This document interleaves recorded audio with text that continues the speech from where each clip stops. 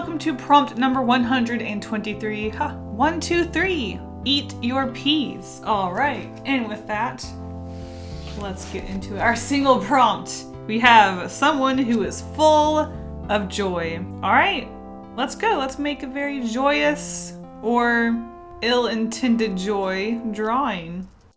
So starting off, I just decided to sketch some faces that had joy. Different kinds of faces, different shapes, different levels of emotion, open mouth, opened eyes, a grin. Maybe someone who is full of joy literally because they ate a bunch of food. So after all of the very simple ideas were out of my system, I thought I would go towards something that is someone who is full of negativity in a sense, maybe just a bunch of negative experiences. But despite all of the negativity in their life and all of the really bad experiences, they are able to look past all of that and still remained full of joy, which is something I can't say I can do myself. So I have a few poses where people are, I guess, still standing. They are getting themselves up. They are getting up after being knocked down because they are still full of joy. I don't know why I keep wanting to say still feel of joy. It's like a southern tongue twister. Anyways, so I had a very generic, just someone floating there with things that filled them with joy, like kittens and cake and money and popcorn and painting supplies. And it was kind of a generic idea, but I decided to go with it.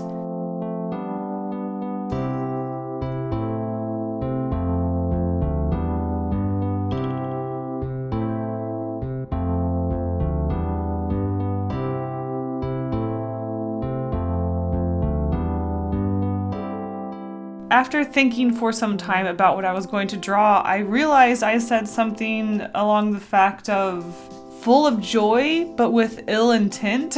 And being Kasey, you know I had to do something a little bit more on the creepy side. So yes, this character is full of joy, but they are full of their own joy that probably most people would consider to be the wrong kind of joy. So, you know, we're going for blood. That's right, y'all. You know I had to do it.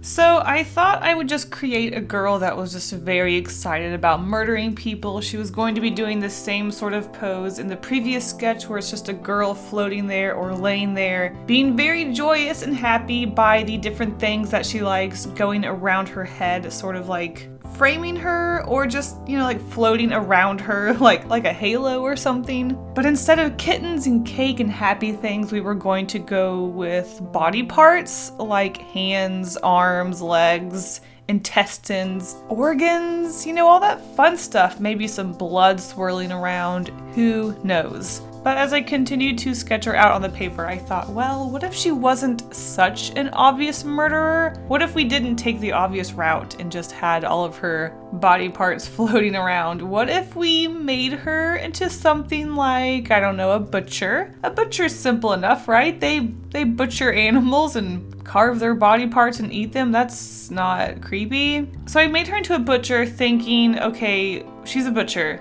You know, she takes too much joy into cutting up these animals and their body parts and blood. But what if we just had like ham and wieners and some cold cuts floating around her, and then, oh, what's that? That's a thumb. What? A thumb? Is that what? Is that a finger next to that ham? I'm sorry, what? So she's a little bit more subtle, which I think is a lot nicer. I do love just jumping in there and doing the gore thing, but I think it's kind of silly if you have a butcher with ham floating around her and then suddenly, if you take a closer look at the art, you see a finger. So that's really fun. So at first I was just going to have her in a white space, and then I thought, I could add just a little bit of a detail around her just so it's not completely a white piece of paper. I was thinking about doing gold paint and just really framing her in a nice pretty way with just a plain gold circle behind her. But then I thought, well, if we're going to be dealing with blood, maybe we should be,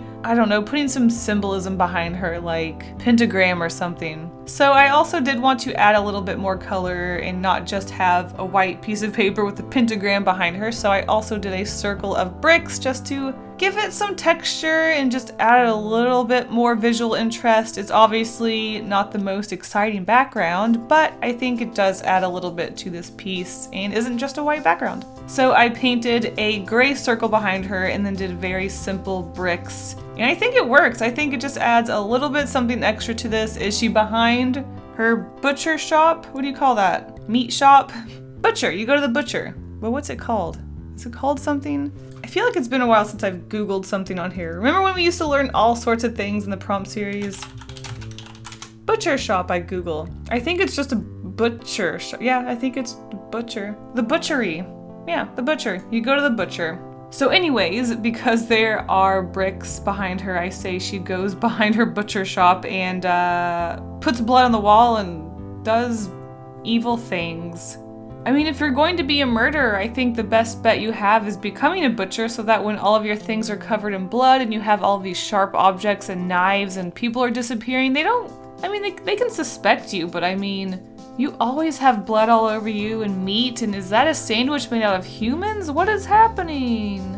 So after I did the bricks in the background and painted on the pentagram, I also thought I would do some just blood splatters that are breaking that circular border. It's not much of a border breaking, but I do think it adds texture and again, more visual interest to this illustration, even though it's very simple. I think it's just really fun. Oh, speaking of fun and simple, that pose looks like something I drew in 3rd grade. And that's the most negative thing I will say about this. It's just a very boring, stiff, awkward, legged pose.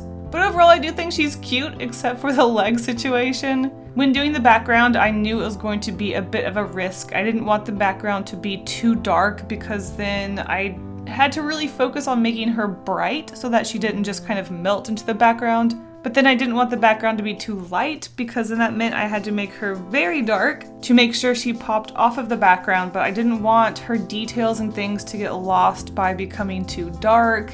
And then I ended up accidentally making the background too medium of a tone. I wanted it to be a lot lighter, but the bricks were much darker than I really wanted to make them. So there is a lot of light and medium tones in this illustration, but it's not so bad, right? All I can hope for in life is that I'm not completely going backwards and that I'm coasting.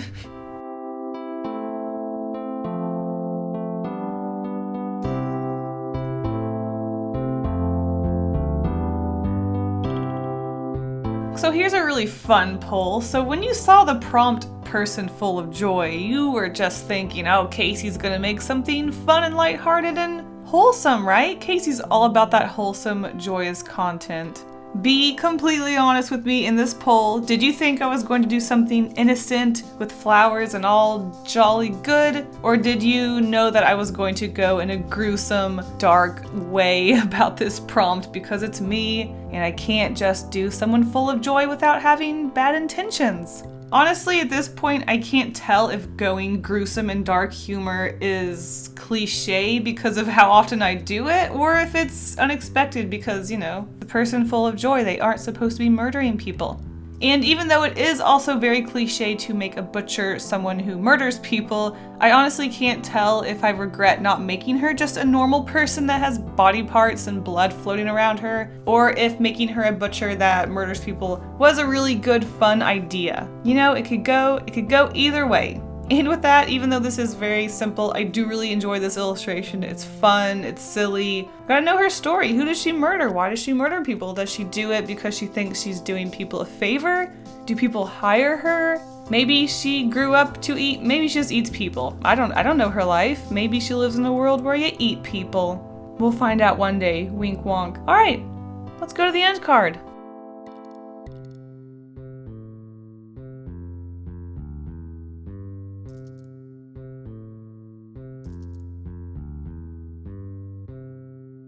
Last week's prompts were pedestal, police car, and pug, and I am just now realizing they all start with P. Our first featured artist is Marky Bulls, who created this really adorable pun, the Pugliese, which is a adorable pug police car. And he is on the case to go save whoever is in the city, and I just love it. It's so cute. There's cactus, there's a pun. What more do you need? Our second featured artist is Nessie6688, who created this really punk dog who is sitting on a pedestal. Their jacket says "Tug a Pug." They are just being a punk while the poor pug police yells at them. I love it. You can just tell there's a story here, and this is not the first time this dog has done this. This poor policeman gets harassed by all the local kids. A lot of detail in this illustration too. Alright guys, I hope you enjoyed this prompt, and I will see you for the next one. Bye!